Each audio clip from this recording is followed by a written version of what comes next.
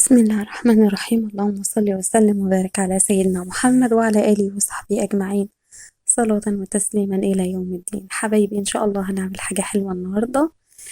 من روايح رمضان. أكيد كلكم عرفتوا احنا هنعمل ايه. هنعمل كنافة.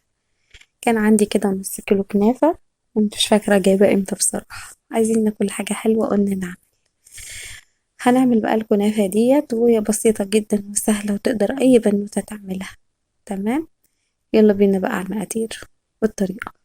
دلوقتي معايا نص كيلو كنافة، فركته كده زي ما انتوا شايفين.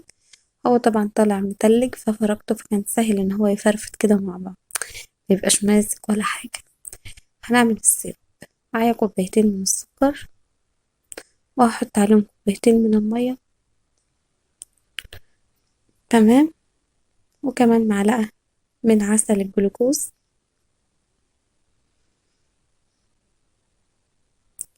يا ريت اللايك، واللي ما دخلش لسه القناة يدخل يدعمنا كده ان شاء الله بلايك، واللي لسه ما دخلش القناة يدخل كده وينضم لأسرتنا الجميلة. معلقة العسل الجلوكوز، وكمان نص ليمونة. عندي المصفى كده بتاعة الخلاط الصغيرة دي، هعصر كده نص ليمونة، ولا بذر ولا حاجة تنزل في المية. هسيبه 10 دقايق على البوتاجاز. معايا ربع كوباية من السكر السنترافيش، لو بودرة مفيش مشكلة يبقى حلو برضو. هقلب كده السكر في الكنافة زي ما انتوا شايفين. تمام.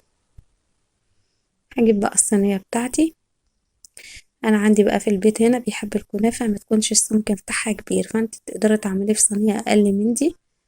تمام. معايا مج من السمنة، هاخد نصه كده، هفرده في الصينية. رحت فين؟ تمام، كنت بجيب الفرشة كده.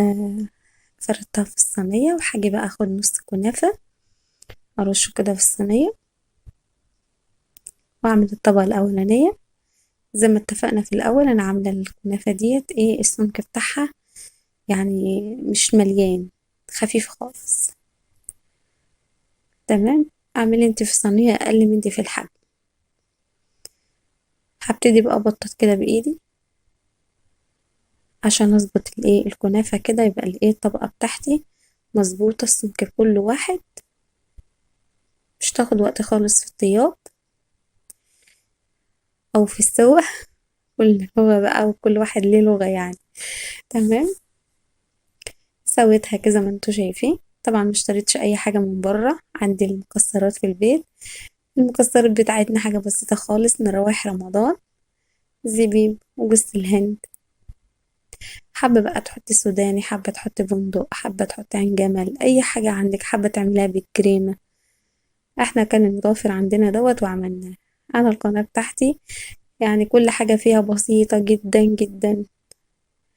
تقدر يعني يقدر اي حد يعمل الحاجات اللي انا بعملها دي. اي بنوتة تقدر تعملها طبعا. طريقة سهلة جدا وبسيطة. اخدت كده بقية الكنافة، حطيتها على الوش. ممكن تكون مغطيتش التغطية الكاملة، بس احنا قلنا في اول الفيديو ان احنا عايزينها ايه السمك بتاعها بسيط. تمام. نزلت بنص مج السمنة التاني، سويتها كده، ما كانش ينفع ان انا اعملها بالفرشة. معلقة كده، وبقيت ابطط برضو ايه السمنة كده، واضغط ايه على الكنافة. هدخلها الفرن من تحت. هتاخد ايه، والسيرب بتاعنا هو خلص. هتاخد الايه اللون بتاعها من تحت، هطلعها على الشواية. هسقيها الشربات بتاعنا يكون بارد، او السيرب بتاعنا يكون بارد، والكنافة سخنة. هقطعها كده سمبوكسات صغيرة زي البسبوسة كده والهريسة. ما كلفتناش حاجة خالص. ودي كانت الكنافة بتاعتنا. يا ريت يعني تعجبكم، بتنال اعجابكم يا رب. اللي يعجبه يعمل لي لايك. تمام. الشربات بتاعنا برضو كان ايه مش تقيل، ما حطيتش الشربات كله يعني، انا سقيتها وفضل حوالي كوباية كده كمان من السيرب. حبيتش ان انا اغرقها يعني عشان ما تجزش. يا ريت اللي يشوف الكنافة يعمل لنا لايك عشان يرفع القناة. تمام. يا رب اكون دفاها خفيف على قلوبكم. اشوفكم في فيديو جديد ان شاء الله. والسلام عليكم.